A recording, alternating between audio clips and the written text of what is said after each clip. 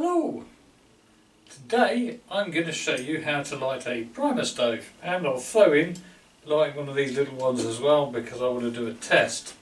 I got asked to just do this with a video of how to do this and show you why you do what you do, so I thought I'd just quickly run you across the burner first. By the way, please like, particularly turbo. Don't forget to like now, you'll forget later.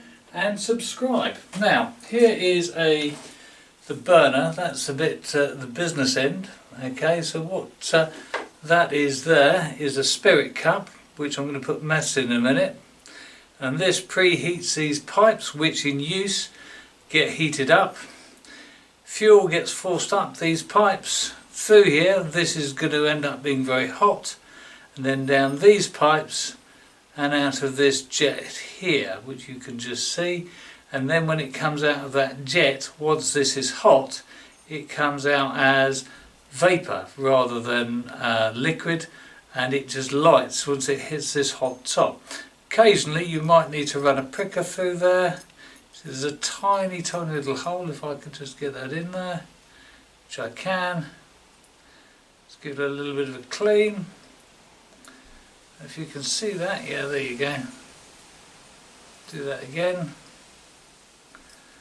Okay, so into a light now.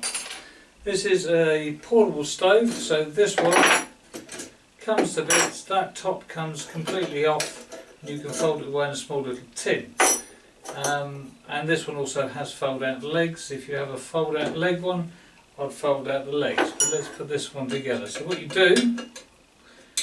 First thing you want to do, or it's always worth just double checking, if you haven't used it in a long while, just check to see that it holds pressure.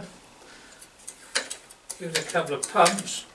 You should just see that it's flicked a little bit of paraffin out of there and soaked that in paraffin. So that is holding pressure. So we're going to go and release the pressure holes on these. And we are going to go and put some mess in.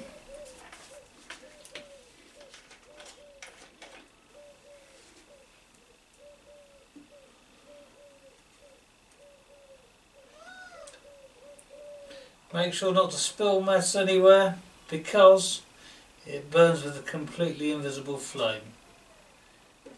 And wiping up that you have spilt, which I have just down here. What you don't want to do, it won't be a particular problem, but you don't want flame getting everywhere. If you're out in the wilds, you will tend to want to put on a flame guard, so it helps get started earlier. Don't actually need it. This is an RM stove, that's a Primus. This one comes with this flame guard. Put that over the top and light it through the door. And that is a flame spreader. That one doesn't have a flame spreader because it's got a different style of burner on it. So let's just light these both up. And then you just let the mess burn down. I'd start these off with these air valves open. These air valves release the air pressure. And while that mess is burning down, I'm going to talk to you about fuel. What I first started using as fuel was I bought a 4 litre thingy of paraffin from B&Q. That's about £8 now. That's a lot of money. So I've now taken to buying 5 litres of kerosene, which you can get at a decent sized petrol station. It's about 80-90 pence a litre. Much cheaper. So you just let this paraffin burn down. That will at some point soon start boiling that mess off, as well as burning it, and so the flame will increase in size a bit. I'm just going to close these valves off, and that's burning off the paraffin I flicked out. So we've now got these air release valves shut, and we'll be able to go for it in a minute. As soon as the mess looks like it's burnt down. Incidentally, that, as I say, that is just a wind guard, so that when you're trying to light these outside, you can.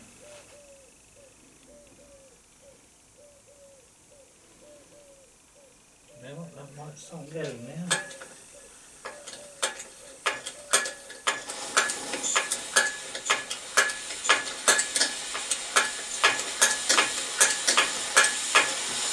And right up there.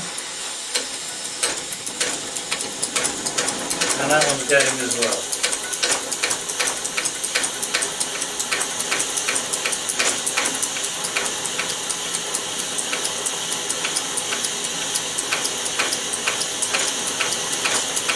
See, they don't take very long to light.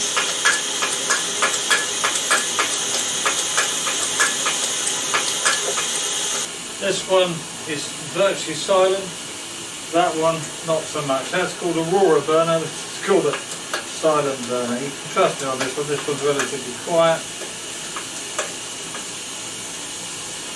I can just turn that one off. You can hear that, how quiet that one is. Let's fire this one up again, because I've still got mess going.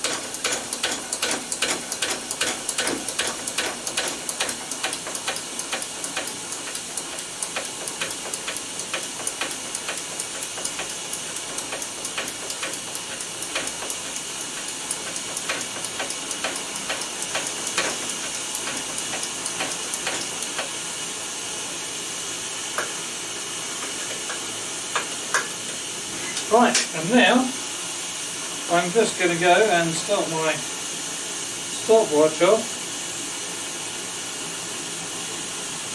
and see how long they each take to boil 2 litres of water.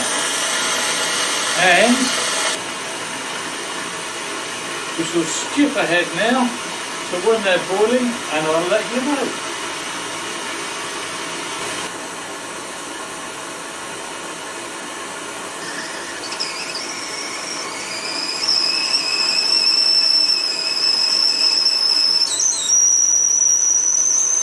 That one was 12 minutes and 7 seconds, well 12 minutes actually bang on to get that one blowing. There's 2 litres of water, so that's enough, 2 litres, let me think, your average electric kettle takes 1.8. So that's how long that one took.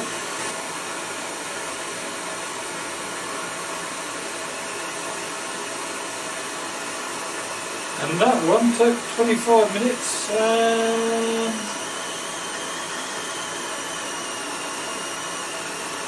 16 seconds to start whistling.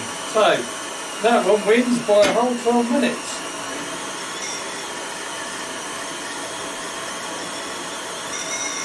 Let's get them both whistling together. There you go. Come on.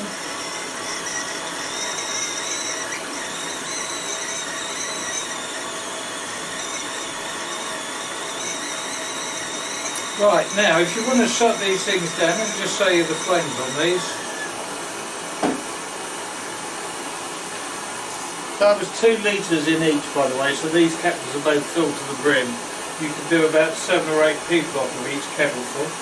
So there's the flames on that one, and you probably won't be able to see the flames on this one. These do get hot in use, that's normal, and when you want to shut them down, you do is just let the air pressure off and out they go. Let them cool down and put them away. Anyway, so that took about 25 minutes to boil 2 litres. That took 12. That's how you light them. You do have to make sure there's a decent seal on these. I did just before I started just change the washer in that, and I'll probably do a video on servicing these things at some point. So, thank you for watching, hope that was useful. Got any questions, please ask in the comments, and please like this video, share it and subscribe.